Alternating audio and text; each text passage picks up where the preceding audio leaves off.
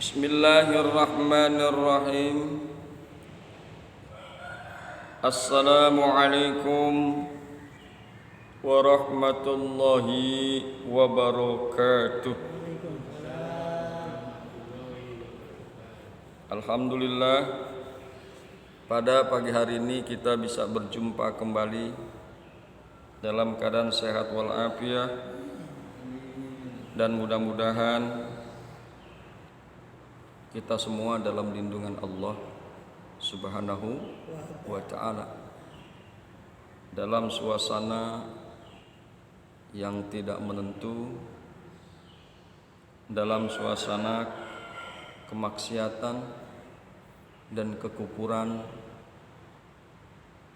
berada di mana-mana dan bahkan sedang berada di sekeliling kita.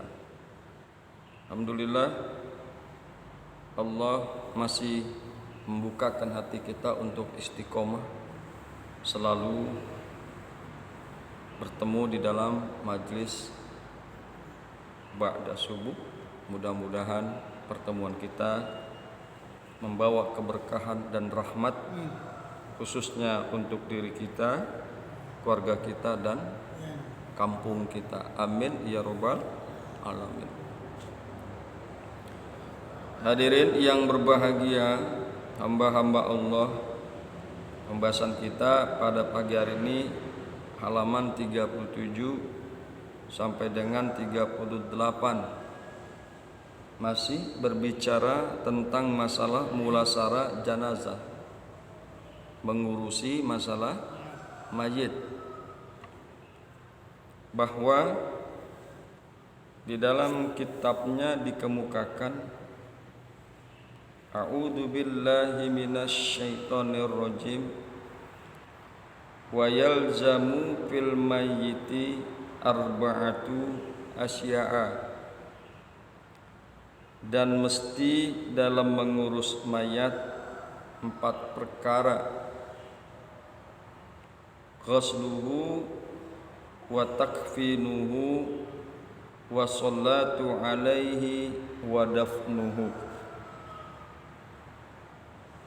yakni 4 perkara tersebut memandikannya, mengkafaninya, mensolati atasnya, dan menguburnya. Wasnani la yugsalani wa la yusalla alaihima, dan 2 orang mayat tidak boleh dimandikan dan tidak boleh disolatkan kepada keduanya. Asy-syahidu fi ma'rakatil musyrikina, yaitu orang yang mati syahid di medan perang melawan orang-orang musyrik. Wasiktu alladzi lam yastahilla sarikhan, kedua, anak yang gugur dalam kandungan yang tidak menarikkan suaranya dengan menjerit. Kemudian pembahasan kita pada hari ini yaitu Bismillahirrahmanirrahim, wa yuksalul mayyitu witran, dan dimandikan mayit itu dengan ganjil. Wa yakunu fi awwali ghuslihi sidrun, dan ada pada permulaan memandikannya memakai kayu bidara. Wa fi akhirihi syai'un min kafurin, dan pada akhirnya memakai sedikit daripada kapur barus. Itulah pembahasan kita pada pagi hari ini. Hadirin yang berbahagia, hamba-hamba Allah yang mudah-mudahan selalu dirahmati oleh Allah Subhanahu wa ta'ala. Di dalam syarahnya dikemukakan, A'udzu billahi minasyaitonir rajim. Wa yugsalul mayyitu witran. Wa yugsalul mayyitu witran. Dan dimandikan mayat witron dengan ganjil, salasan au khamsan au aksara min zalika, 3 kali atau 5 kali atau lebih dari yang demikian itu. Boleh 7 kali ya. Jadi yang penting ganjil, memandikannya ganjil. Wa yakunu fi awwali ghuslihi sidron, dan ada pada di dalam yang pertama kali dari basuhannya sidron, yaitu menggunakan campuran daun bidara. Maksudnya yusannu, disunnahkan. Jadi tidak diwajibkan, disunnahkan. Yusannu ayyasta'inal ghasilu, dibantu ya.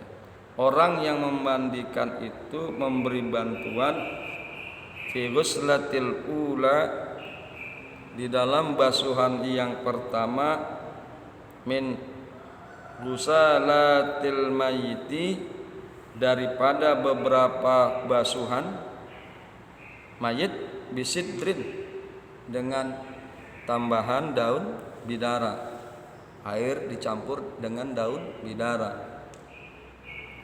au khotmiyin, atau daun khotmiyin. Jadi karena daun bidara ini memang tidak tumbuh di wilayah kita, maka bisa dengan menggunakan yang lain ya. Contohnya daun asem atau daun pohon delima yang sebangsa itu ya. Jadi boleh menggunakan daun asem. Tetapi juga ada keterangan dari yang biasa memberikan instruktur pelatihan mulasarah zanazah menggunakan daun campuran ketimun. Ketimunnya diparut gitu ya. Jadi tetapi kalau berdasarkan hadis yaitu daun bidara. Enggak ada. Makanya karena tidak ada, akhirnya para pelatih mulasarah zanazah biasanya menginformasikan dengan menggunakan ketimun ya. Ketimun diparut kemudian dicampurkan dengan air ya. Bismillahirrahmanirrahim. Wa yakunu fi akhiri ghuslil mayyiti, dan ada di dalam akhirnya, maksudnya akhir daripada pembasuhan memandikan mayat, ghairal mahrumi, yang mayat itu bukan dalam keadaan ihram, sayun qalilun min kafurin, itu di dalam akhirnya menggunakan sesuatu yang sedikit, min kafurin, daripada kafur. Kita biasa ada tuh yang suka kapur baru, kamper kita bejek, kita tumbuk halus, kemudian kita masukkan ke dalam air. Tetapi juga ada yang menginstruksikan si kapur itu tidak dibejek. Tapi karena biasanya orang memandikan mayat itu menggunakan sarung tangan, maka ditaruh di dalam sarung tangan. Jadi ketika dibasuh si mayat itu dengan tangan, maka disitulah akan terkena juga dengan kapur. Jadi kalau kita biasanya ditaruh di baskom, kapur yang sudah digerus, kemudian kita tambahkan air. Ya. Bismillahirrahmanirrahim. Wa fi akhiri syai'un min kafurin, dan di dalam basuhan yang terakhir daripada mayat menggunakan sesuatu yang sedikit, min kafurin daripada kapur barus, bihaisu la yughayyirul ma'a, sekiranya tidak merubah air. Hati-hati, sekiranya tidak merubah air. Jadi kalau seandainya kapur barus itu akhirnya merubah air, lebih baik tidak digunakan. Karena apa? Karena semestinya memandikan mayat itu menggunakan air mutlak. Pakai, cuma ini kan tambahan. Jadi memang yang paling baik adalah kapur itu berada di dalam tangan yang ditutupi sarung tangan, gitu. Karena khawatir jika kita campurkan langsung dengan air di baskom bisa merubah air. Sabun bisa dipakai karena sabun itu untuk menghilangkan kotoran-kotoran yang tidak bisa hilang kecuali dengan sabun. Misalnya ada bekas minyak dan lain sebagainya. Sedangkan pemandian itu tidak boleh terhalangi oleh sesuatu apapun. Tidak boleh terhalangi oleh minyak. Ya, makanya salah satunya adalah untuk menghilangkan itu tetap menggunakan sabun. Bismillahirrahmanirrahim. Wa'lam, dan ketahuilah olehmu, an aqala ghuslil mayyiti, bahwa yang paling sedikit memandikan mayat, ta'mimu badanihi bil ma'i, yaitu meratakan badannya bil ma'i, dengan air. Ya, harus kena itu badannya dengan air semua, baik yang di depannya maupun yang di belakangnya, maka harus dibolak-balik. Ya, jangan sampai terjadi ada bagian badannya itu tidak terkena air.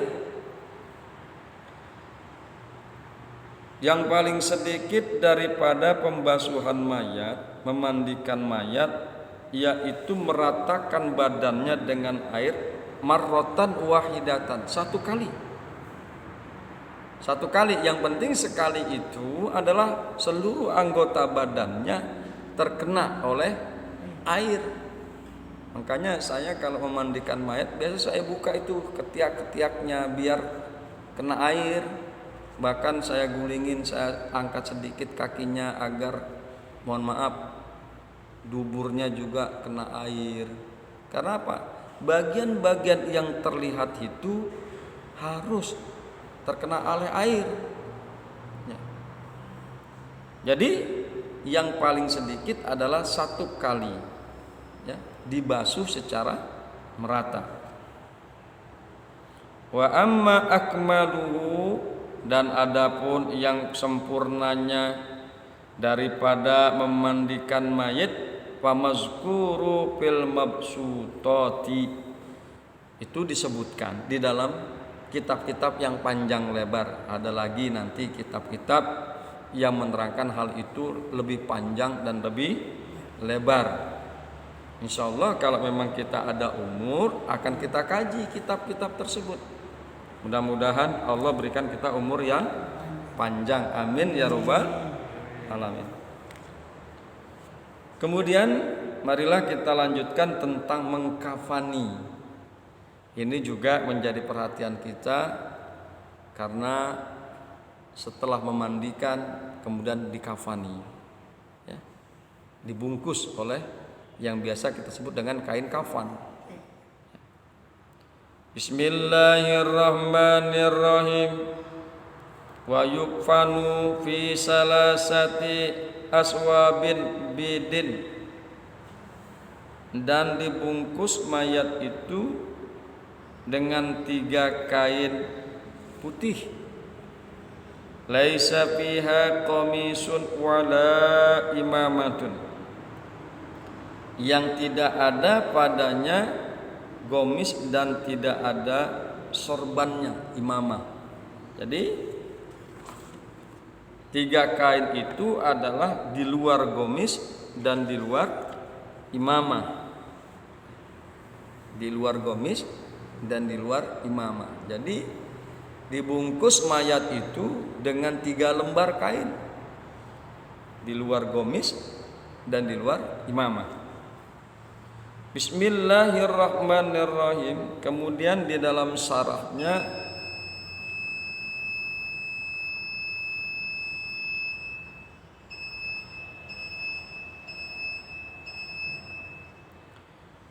syarahnya diterangkan oleh pengarang kitab wa yukaffanu, dan dikafani opo mayit sopo. Wa yukaffanul mayyitu, dan dikafani mayit, zakaron kana au unsa, baik itu mayit laki-laki ataupun perempuan, balighan kana au aula, baik itu mayatnya sudah balik, aula ataupun belum balik, fi salasati aswabil bidin, di dalam 3 lembar kain yang putih. Ya, 3 lembar kain yang putih, baik itu mayatnya laki-laki maupun perempuan, balik ataupun belum balik, maka dibungkus, dikafani mayat tersebut dengan 3 lembar kain. Wa takunu kulluha lafaifa mutasawiyatan, dan ada tiap-tiap daripada 3 lembar itu dengan lapisan-lapisan mutasawiyatan, yang sama, ya, yang sama, tulan wa ardon, baik itu panjangnya maupun lebarnya sama, ya, tidak boleh berbeda. Yang 3 lembar itu panjangnya sama, lebarnya juga sama, dan kita biasa mengukurnya harus dilebihkan karena ada yang perlu diikat pada bagian kaki dan kepala. Nggak boleh dipaskan dengan kaki sampai kepalanya, harus dilebihkan. Sekiranya itu nanti bisa kita ikat pada bagian kepala dan kakinya. Wa takunu kullaha lapa ipa mutasawiyatan tulan wa ardon ta'khuzu kullu wahidatin minha, dan ada tiap-tiap daripada 3 lembar kain tersebut yang sama panjang dan lebarnya, yang bisa menutupi setiap satu daripada yang 3 tersebut. Jami al-badani, seluruh badannya, ya, jadi ketiganya bisa menutupi seluruh badannya. Laisa fiha qamisun wala imamatun, yang tidak ada di dalamnya gomis dan imamah. Jadi gomis dan imamah ini tidak termasuk dalam 3 itu. Jadi 3 itu adalah hanya untuk membungkus, bukan digunakan untuk gomis, bukan juga digunakan untuk imamah. Wa in kupina zakaru fi khamsatin, dan jika dikafani laki-laki fi khamsatin di dalam 5, fahiya di dalam 5 lembar maksudnya, fahiya maka bermula khamsah tersebut, 5 lembar tersebut, as-salasatul mazkuratu, yaitu 3 lembar yang tadi. Ada 5 nih, terdiri dari yang pertama 3 lembar yang tadi, itu 3 lembar yang tadi yang panjang dan lebarnya sama, sekiranya bisa menutupi badan si mayit. Kemudian wa komisun, yang keempat gomis, wa imamatun, yang kelima imamah, ya, sorban. Jadi 5 itu terdiri daripada 3 lembar, kemudian selembar buat imamah, selembar lagi buat gomis. Awil mar'atu, adapun atau seorang perempuan, fi khamsatin di dalam yang 5 lembar, fahiya maka yang 5 lembar tersebut terdiri daripada izarun, terdiri pada izarun, yaitu kain penutup solat, wa khimarun dan kerudung, wa komisun dan gomis, walapa patani dan 2 lembar. Pertama kain yang digunakan untuk menutup solat, kemudian yang kedua kerudung, yang ketiga gomis, kemudian sisanya yang 2 lembar adalah 2 lembar untuk menutupi. Jadi 5 kan? 5, 2 lembar ditambah kain, ditambah kerudung, ditambah gomis. Bismillahirrahmanirrahim. Wa aqalul kafani, dan yang paling sedikit kafan, yang paling sedikit daripada kafan adalah saubun wahidun, 1 lembar kain. Yang paling sedikit adalah 1 lembar kain, yasturu auratal mayyitu, yang bisa menutup aurat si mayit. Ya. Aurat kita sudah paham, kalau aurat laki-laki antara lutut dan pusar. Kalau auratnya perempuan seluruh badannya kecuali wajah dan kedua telapak tangan. Jadi itu aurat dalam sholat. Wa aqalul kafani, dan yang paling sedikit daripada kafan, sabun wahidun, yaitu 1 lembar kain, yasturu auratal mayyiti, yang bisa menutupi aurat mayit, alal asahi, menurut kaul yang lebih sahih, fi raudah, di dalam kitab ar-raudah, wasarhil muhazzab, dan di dalam kitab syarah muhazzab. Sekali lagi, yang paling sedikit selembar kain yang sekiranya bisa menutupi aurat, dan aurat perempuan dan laki-laki kita sudah ketahui bersama. Wa yakhtalifu bi zukuratil mayyiti, dan berbeda dengan laki-laki daripada mayat, wa unu satihi, dan perempuan, ya, berbeda laki-laki dan perempuan cara mengkafaninya. Wa yakunul kafanu, dan ada kain kafan, min jinsi ma yalbasuhu syahsyu fi hayatihi, dan ada kain kafan dari jenis sesuatu yang seseorang menggunakannya fi hayatihi, di dalam hidupnya. Nah, kalau kita kan biasanya diratakan saja kan, komok dari masjid ya disamakan ratanya, bahannya katun. Tetapi di sini ada tambahan, Di dalam keterangan wa yakunul kafanu, dan ada kafan, kain kafan itu min jinsi, dari jenis ma yalbasuhu, dari jenis sesuatu dia menggunakannya fi hayatihi, di dalam hidupnya. Ya.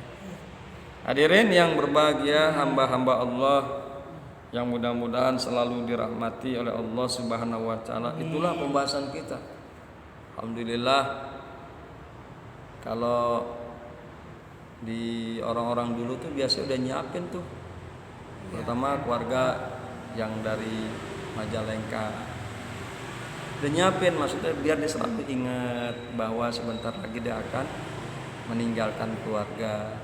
Emang ada baiknya begitu. Dengan dia mengingat itu, akhirnya dia semakin sholatnya semakin mantap, imannya semakin mantap. Bahkan ada orang-orang sufi itu kan, kalau kita lihat tuh imamahnya gede-gede, itu ternyata udang-udangnya atau imamahnya adalah kain kafannya dia. Sengaja dipakai itu agar dia selalu ingat mati. Coba aja kalau lihat di foto-foto orang-orang sufi, imamahnya gede-gede gitu. Ternyata setelah dikaji itu adalah kain kafan yang diperuntukkan untuknya, digunakan agar dia selalu ingat akan mati. Memang di dalam hadis, sepinter-pinternya umatku, kata Rasulullah, adalah orang yang paling sering mengingat mati. Hadirin yang berbahagia, hamba-hamba Allah beriman, itulah kajian kita, mudah-mudahan bermanfaat. Hadanallah wa iyyakum ajmain. Assalamualaikum warahmatullahi wabarakatuh.